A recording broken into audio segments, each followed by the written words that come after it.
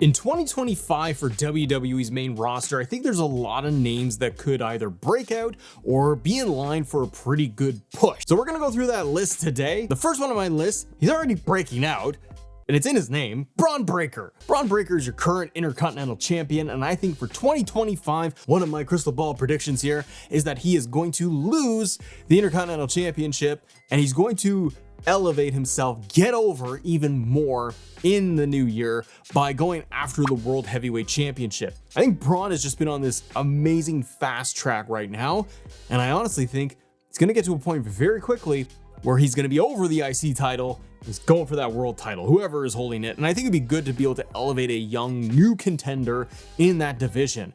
We're seeing a lot of names right now where it's Gunther and Punk and Seth and Jey Uso has attempted things and Damian Priest. There's a lot of names that are circulating the world title scene. Braun would be a great up and comer, maybe even win Money in the Bank. Another name with the B, Bronson Reed. I hope in 2025, like we could say right now, he's getting pushed. What are you talking about? You're a moron. Yes, he is getting a significant push. Got injured at Survivor Series, which is a big bummer. But while he is getting a big push, I want to see Bronson Reed get even higher and elevated even more. I'd like to see in next year in 25 that he goes over to SmackDown in the draft, if they end up bringing that back, send him over there and get him after the United States Championship. If you have the likes of LA Knight and AJ Styles and others that are on that brand, Bronson Reed is a great monster and great foil, and it may start to feel like on Raw that he had done everything that he can do over there aside from going after championships. Also, if he goes to SmackDown, inevitably he's probably going to be synced up with the Bloodline once again. But Bronson Reed with the US title, come on, it'd be great, and it'd be a great foil. And also,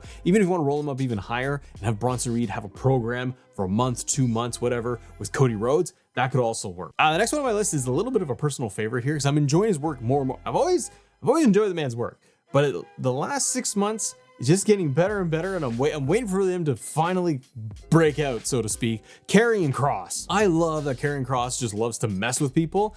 Now, do I want to see him with a belt? Absolutely, but I love his character work, and when I've seen him in just interviews in general, he's just likable. He's got a good personality. He understands his character.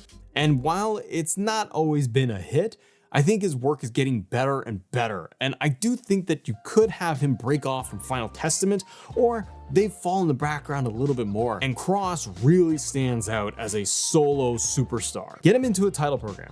Get him into the United States Championship scene or the Intercontinental scene. A little bit more of a clear direction and path of what he wants to do. I like that he likes messing with people right now. It's hilarious. And the little moments he has with like the Miz backstage, that stuff really works. You could eventually get Kross to be a babyface, I think, because I think fans are just going to appreciate that he's got such a good range as a character. I don't think Final Testament in general right now in its current state is really helping anything, because AOP, like, they should be going after tag titles and they just don't. Scarlett should be wrestling on TV, not just like random live events. Get her on there and get her in a match. Do a mixed tag match with Scarlett and Karrion Kross. That'd be fun. Now, somebody I think who could get into a singles push, and we're seeing it now, and it's slowly evolving. I think there's even been reports online from the outlet, so take that as you will. But Finn Balor, I think 2025, you could really see Finn Balor break out once again, get a push, so to speak. Finn has been a main event player. Finn is in and has been in some of the big programs for Monday Night Raw for a long time.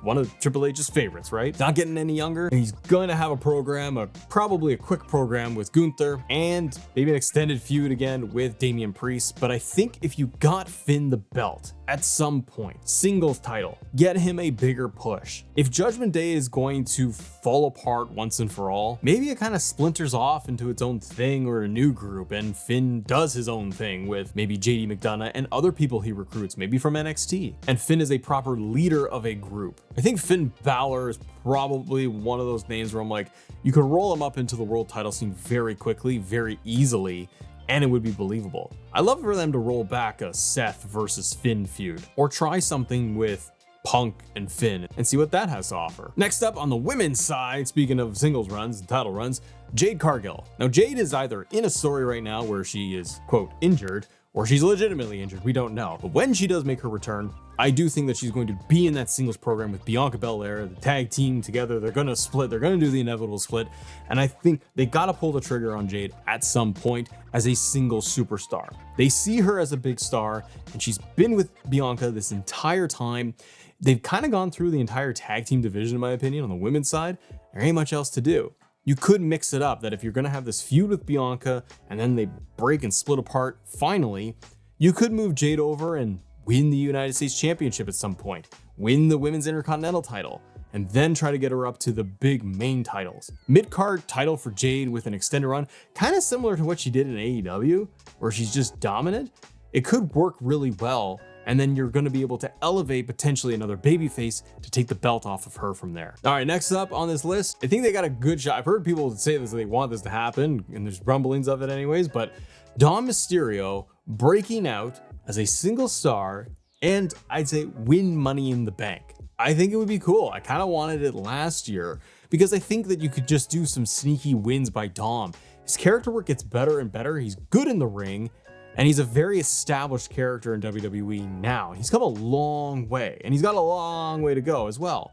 But I think Dom should get a singles push and finally have it happen. His entire WWE career, he's always had somebody or people around him. He has never had a single run. He's been with Ray, he's tagged with Ray, he's fought Ray, he went to Judgment Day, he got with Rhea, he was a sidekick there. He's been in the whole Judgment Day story, then he's been with Liv, and he's on the Liv story with Judgment Day. He's never had just his own program, his own singles run to see what he can do to stand on his own. I don't know if WWE's afraid to do it, but he's always been surrounded by others. And I think that you need to eventually pull the trigger on Dom, see if he can do it. Can he do promos all on his own without a faction, a crew, or family being around him in his storyline? Can he have this one-on-one program with Braun Breaker without anybody involved? And so I think it would just be interesting and kind of fun to see if he won Money in the Bank. Even if it was a failed cash-in, it would still be an entertaining story because you could mix it up with a lot of different people. And I think Dom could then kind of break out and branch out more as a solo star. Again, he's very young in WWE.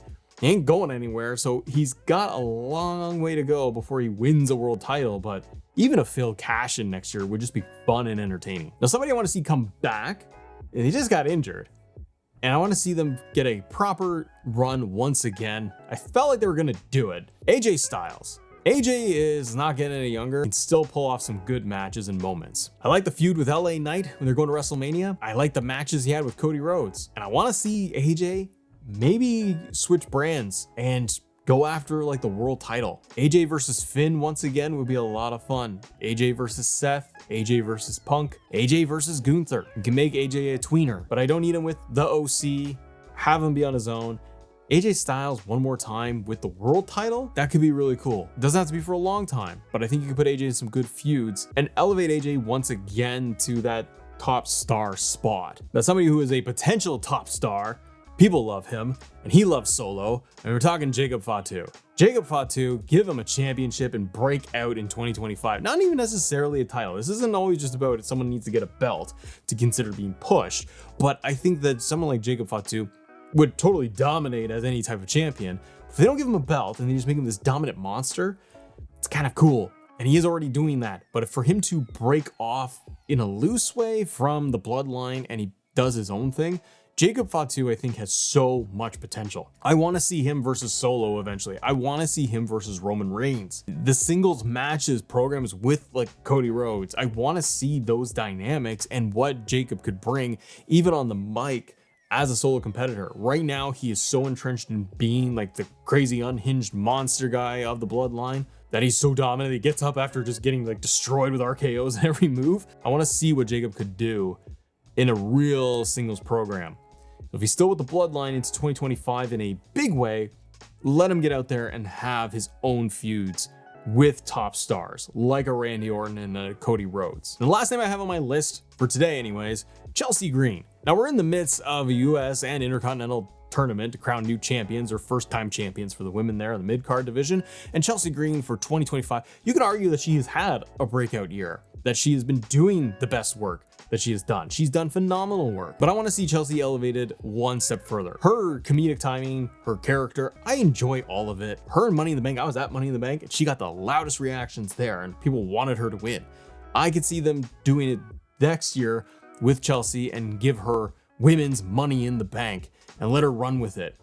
They went with Tiffany, and you can argue that it's been good because it's built Tiffany and it's got her on TV like every week and she's mixing it up with Bailey and Nia Jax and all of that, but she's not the same entertaining character that a Chelsea Green is, in my opinion. And I would love Chelsea to get that Money in the Bank, cash in on one of the belts, and get her to the top of the divisions. But who's on your list? Who do you want to break out, get a title, or just get a boost and a push, as they say? If you guys want to talk more WWE, we got this video right here talking about The Rock and if he doesn't come back for Mania 41. What are the match options? Subscribe to the channel if you haven't already. Thanks for your support. Have a great day. See ya.